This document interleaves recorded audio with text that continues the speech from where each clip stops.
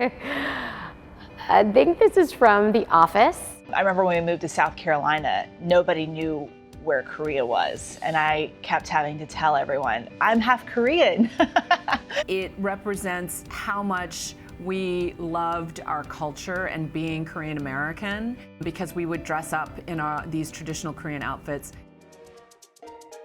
That was when I went to the Met Gala, and I was actually a co-chair for that experience. The theme for that year's Met was Americana, and I was thinking, like, for me, American means like a mesh of all different cultures. I think that that's what's unique about America, is that it has so many different peoples and so many different cultures in it. So I wanted to take my cultures, which was Japanese and Haiti, and I wanted to mesh them together. So me and my sister, we really wanted to design a dress. I remember when I was like 17 or something, and I was playing in the US Open, there was a couple that came up to me and they said that they had a biracial daughter, and they thought that it was amazing that she had so much representation and that I was one of the people that was helping her feel confident in herself. So I feel like it's important to give confidence to the younger generation, because you know, it's nice to look on the TV or to look at, I guess, sports and to see someone that looks like you. I think that gives you a lot of power. So that's about when I was in first or second grade, that picture of me. And when I was in first grade, we moved around 4 times. We moved from Seoul when I was a kid, and we would go back to Seoul all the time. So we lived kind of between these two worlds, East and West, and the cultures are very, very different. The exposure that other kids had to Korean children varied depending on where we lived. I remember when we moved to South Carolina, nobody knew where Korea was, and I kept having to tell everyone, I'm half Korean. It was confusing for us as kids too, because we were bouncing between these two languages. My sister and I would often speak Korean and English mixed together on the playground, but it was our normal. I learned to get comfortable feeling uncomfortable, and that being awkward was okay. And it took a while to kind of come to terms with the fact that every time you walk into a new school, you're going to be a little afraid. It's going to feel really weird. What if people don't like you? And over time, I learned that when I walked into a room, that I was just going to be myself.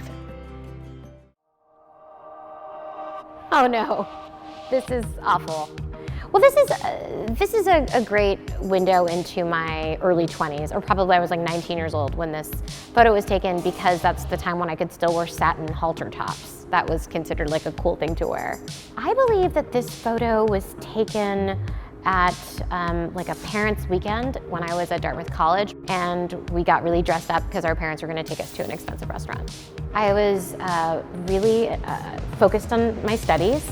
I don't even think I was really funny until I was probably like 19 years old, because I was too focused on doing schoolwork. I always loved comedy. I always wanted to do it, but you know, growing up as a kid in the 80s in Boston and having no connections to the industry, and you know, I'm Indian and my Indian family didn't have people in the business in New York or LA. It felt really impenetrable. Oh man, that's me, all right, in a nutshell. Look at the image on the left. That's me in my green card photo. It's also me, like the scared me before coming to this country. And the me on the right is my kindergarten photo. And you can see I've completely changed. And I often see the world through the eyes of that girl in that picture who is unsure and afraid a little bit. There is so much opportunity in this country, and there's so much opportunity for this child that lays before her, that it's actually making me misty just thinking about it, how far I've come.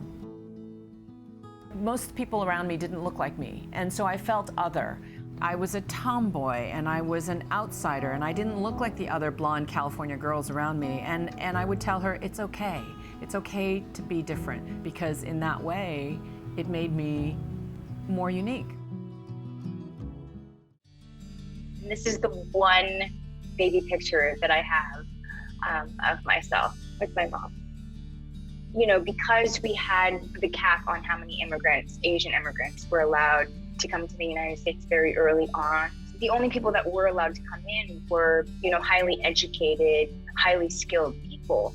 And what they don't understand was that there was also a huge wave of refugees, people escaping the war, people escaping impoverished conditions. And so my parents, along with my uncle and my aunts, even though they were quite successful in Korea, they came with very little education. And so they really had to start from the bottom instead of being embarrassed by the fact that, your parents don't have like amazingly cool jobs, just understanding their struggle and understanding their sacrifice